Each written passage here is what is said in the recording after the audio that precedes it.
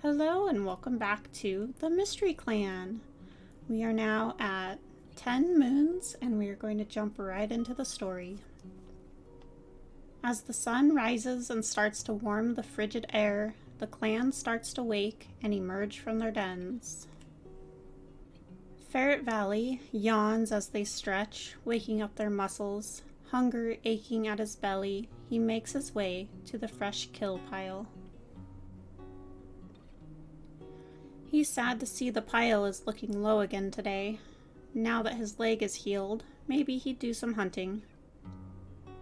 He looked up and seen Midnight River coming for some breakfast too.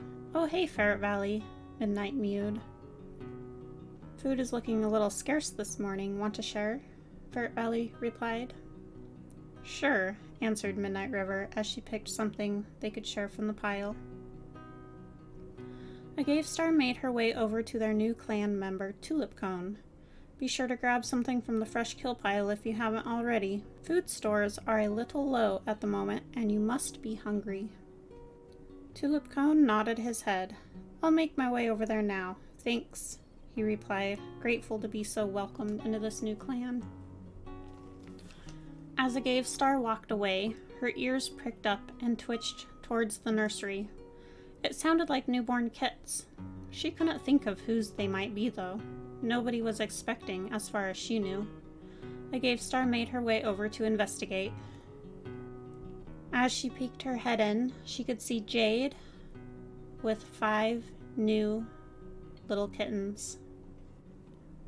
There's Mallow Kit, Meadow Kit, Pete Kit, Bluff Kit, and Olive Kit. A Gave Star smiled and gave Jade a questioning look.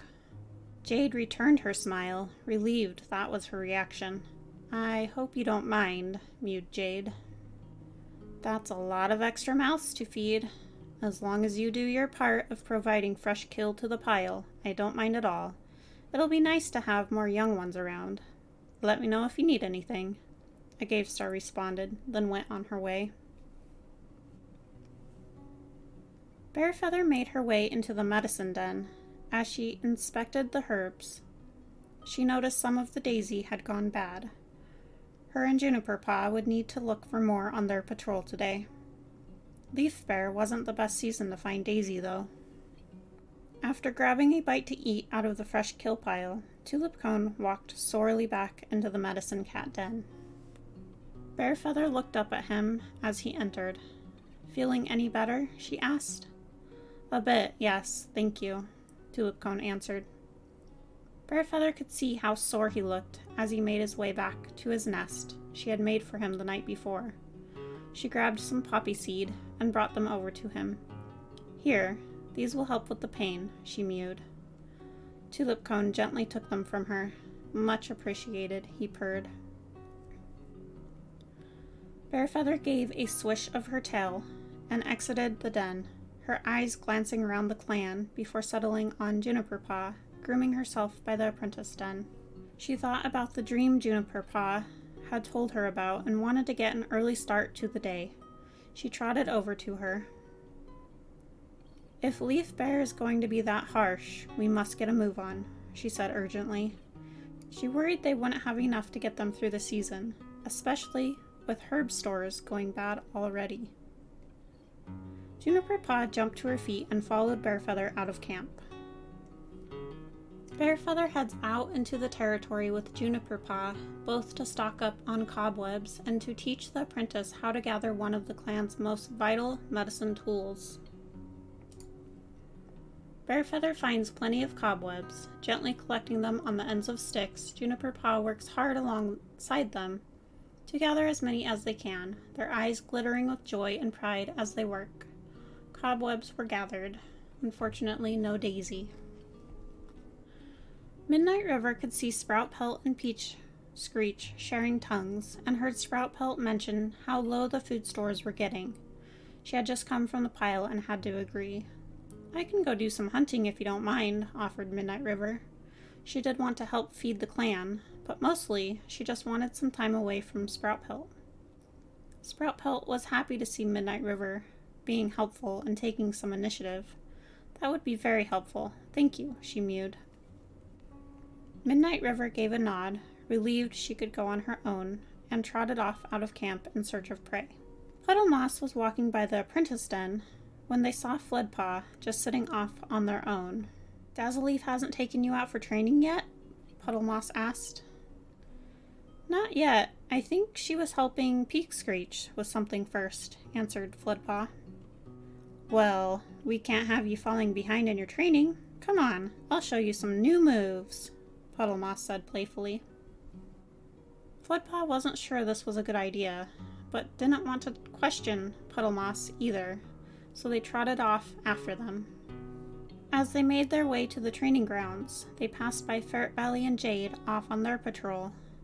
Puddle Moss gave a wave of their tail to Ferret Valley as they passed by. The pair find a nice spot to sun themselves. Puddle Moss smiles, inviting Floodpaw to sit down. The apprentice is a little stiff at first, unsure how to act in front of the warrior, but that's actually what Puddle Moss wants to work on here.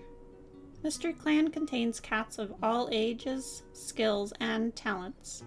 It's important to work on being comfortable with everyone, just as important as working on respecting them. They're all Mystery Clan, after all. Ferret Valley waved back to Puddle Moss as him and Jade headed out to do some hunting. Are you sure you want to be out hunting? Shouldn't you be back with your kits? Questioned Ferret Valley. Jade shook his head. No, I need to do my part and help fill up the fresh kill pile. 5 kits is a lot of mouths to feed. Plus, they're in good paws. Sproutpelt said she'd watch them while I am out. Ferret Valley gave a nod, and they trotted off to hunt, listening for any sign of prey. It starts snowing soon after the patrol sets out, trying to bring back something, anything, for the fresh kill pile. The prey must be hiding. The patrol catches nothing. As a snowstorm descends and visibility drops, the patrol clumps together under a bush. Their pelts and tails and legs all tightly wrapped into one indistinguishable kitty cat ball.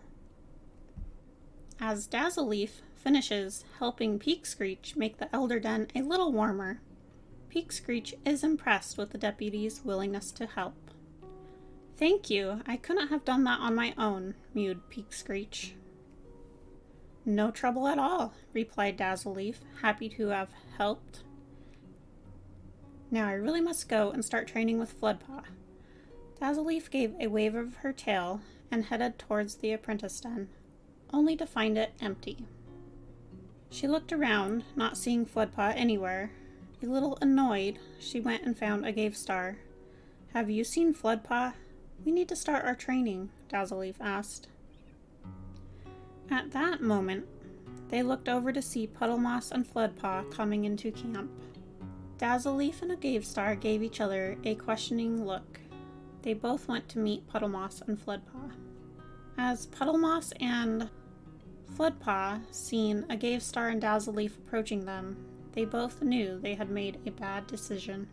Agavestar looked Puddle Moss straight in the eyes. Why is Floodpaw training with you instead of Dazzleaf? She asked coldly. Puddle Moss glanced at the ground to break the eye contact, feeling very uneasy all of a sudden. Dazzleaf was helping Peak Screech, and I didn't want Floodpaw to fall behind in their training, Puddle Moss stammered. Agavestar's stare turned to Dazzleaf. Your top priority should be Floodpaw's training. Someone else can help the elders. Dazzleaf nodded. Yes, ma'am. Her heart sank a bit. She didn't think Agavestar liked her very much already, and this certainly wasn't helping. She wondered why Agavestar chose her as deputy in the first place. Agavestar now turned her attention to Floodpaw, who shifted nervously on their paws. Dazzleaf is your mentor, not Puddle Moss. Floodpaw nodded in understanding, annoyed that Dazzleaf had gotten him in trouble. Sproutpelt approaches as the 4 cats get done talking. Has anyone seen Midnight River? She asks, worriedly. She offered to go hunt some fresh kill for the pile earlier and hasn't returned. She should be back by now, she continued. Everyone shook their head no. I'll help you go look for her, Dazzleleaf offered. She no longer had training to do, after all. Sproutpelt nodded in agreement, and they trotted off together. Agathstar wonders why Sproutpelt wasn't with Midnight River. She had put her in charge of staying with Midnight River and keeping an eye on her. She also thinks maybe they've been judging Dazzleleaf a little too harshly lately. Back in the medicine den, Whimsytoe starts sharing his wisdom with Juniper Paw. As he talks, they can hear Bearfeather and Lightning Paw laughing and joking about how bad other clans smell. Peak Screech entered the den with a gift dangling from their mouth. They take it over to Whimsytoe and drop it in front of them. However, the smell is too strong for Whimsytoe, and they turn their nose up at the offering, trying everything in their power not to be sick. Peak Screech takes this as a sign that Whimsytoe isn't interested, picks up the gift, and sulks away, wondering what they did wrong. The energy now heavy in the medicine den, Lightning Paw walks out of the den and heads over to visit with Palejump. They chat for a long time. Lightning Paw is impressed with Palejump's insight. Palejump also mentions that they thought Puddlemoss was being a bit stuck up and rude lately. Lightning Paw agreed they had been acting strangely. Floodpaw made his way over to Ferret Valley, who was busy licking his paws and cleaning his face. Leg feeling all better, he asked. Much, Ferret Valley answered. He always enjoyed spending time with Floodpaw, even though most of the other cats would probably disagree. So Dazzleleaf and Sproutpelt head out to find Midnight River, and they end up finding a loner who offers their healing skills in exchange for shelter. The new medicine cat is welcomed into the clan, and we are going to say that they found this loner and they asked them if they have seen Midnight River, and they have. They have seen a cat that didn't look so well over by a fox den, but they didn't stay around to investigate because they were worried about the same fate happening to them if the fox caught them. So this new cat takes them over and shows Dazzleleaf and Sproutpelt where they saw this cat at, and it does happen to be Midnight River. She is unfortunately dead next to this fox den. So Dazzleleaf and Sproutpelt pick up Midnight River, and they all carry her back to the clan. So as Dazzleleaf and Sproutpelt enter the camp with this new medicine cat and Midnight River hanging over their backs, all of the cats in the clan gather around and instantly know that Midnight River has already made their way to StarClan. They gently lay Midnight River down, and they tell the clan that a fox has gotten her. All of the cats in the clan are extremely sad of this news and also worried because this is probably the same fox that tried to attack Puddlemoss in the last moon or the moon before, and Agathstar is still injured from that fight. So it worries them to keep going on these patrols, especially with the weather so bad. And they all come and share tongues with Midnight River one last time. Whimsytoe makes his way out of the medicine den to see Midnight River laying on the ground, and he sees Sprout Pelt feeling very down and very upset, and he approaches her. "You okay?" he asked, concerned. "It's all my fault. I should have been with her," Sprout Pelt replied, staring at the ground. Whimsytoe rubbed against Sprout Pelt. "Hey now, it's not your fault. The same thing could have happened if you were there. Then we might be mourning 2 members of the clan. She was old enough to hunt on her own and knew what fox scent was. No sense in worrying over something we can't change, right?" Sprout Pelt sighed. "You're right. I just can't help thinking maybe I could have saved her." Jade squeezed his way into the nursery and snuggled back in with his kits. With a heavy heart, he confided with Olive Kit, the only one still awake. He told them all about Midnight River and how much he'd miss her. He was hoping she'd come around to like him and they could raise these kits together. Jade rested his head upon his paws with a heavy sigh. Now it was completely up to him, and he was still getting used to clan life. He was just happy that him and Ferret Valley had made it back out of the storm. Jade would miss Midnight River like crazy. It wouldn't be the same in this clan without her. Alright guys, we are going to take a little break from the story and take a look at all of our cats and see how everybody is feeling. We'll start with the Gave Star. The Gave Star saw Kitty Pet rolling around a 2-leg garden. Dazzleaf wonders how Bluff Kit is doing. Bearfeather almost got lost near some 2-leg nests. Broken Pelt is our new medicine cat, is looking around the camp with wonder. Juniper Paw is giving some advice to Dazzleaf. Pale Jump had a nightmare involving a 2-leg trap. Peak Screech saw some kitty pets playing with colorful moss balls. Lightning Paw is in awe of Peak Screech's conflict resolution skills. Puddle Moss saw a kitty pet rolling around a 2-leg garden. Tulip Cone is having a good day. Ferret Valley saw a kitty pet rolling around a 2-leg garden. Sprout Pelt is hoping a Gave Star doesn't assign them to Dawn Patrol tomorrow. Yeah, because she's feeling very down about Midnight River. Jade thinks Floodpaw needs to work on their stalking technique. Floodpaw saw a pair of 2-legs near camp today. Whimsytoe wonders how Malokit is doing. Malokit tries to figure out all of the smells around them, and they are a daydreamer, a little female.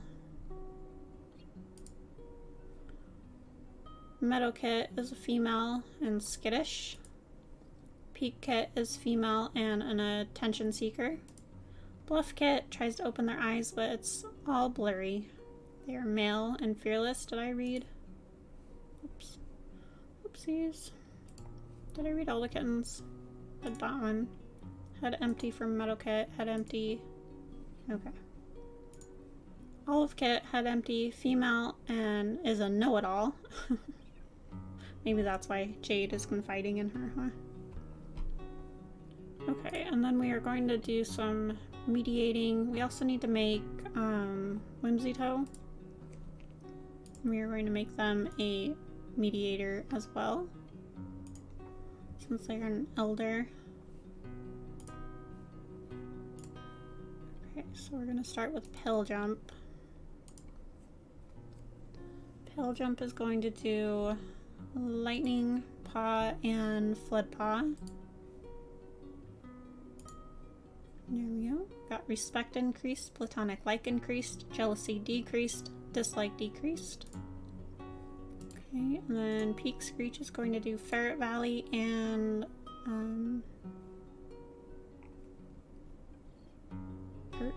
Dazzleaf. I mean, not Whimsytoe. Where is Ferret Valley at? Oh, here. There we go. Mediate them.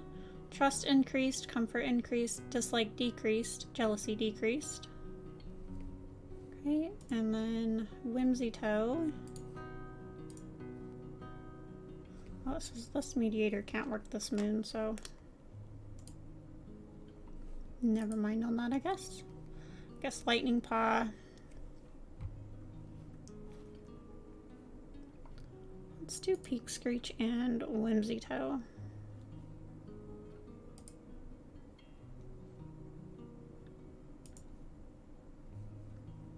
Respect increased, romantic interest increased, comfort increased, dislike and decreased, and jealousy decreased. There we go.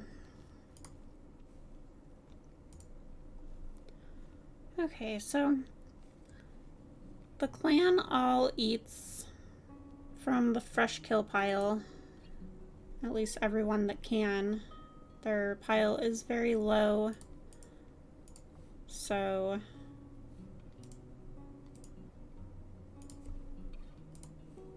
let me see. Their current prey is 7. Needed prey is 35.5. And we're not going to send them on patrol today. Alright, so the clan all eats from the fresh kill pile and shared tongues with Midnight River for the last time. Sprout Pelt lay next to Midnight River for the whole night. The clan would take Midnight River to the burial grounds in the morning. Alright guys, and that's the end of today's episode, so I hope you enjoyed. Thanks for watching, thanks for hanging with me. If you enjoyed this episode, please give it a like and consider subscribing. Remember, you can leave a comment down below if you'd like. You guys have a wonderful rest of your day, and until next time, bye-bye.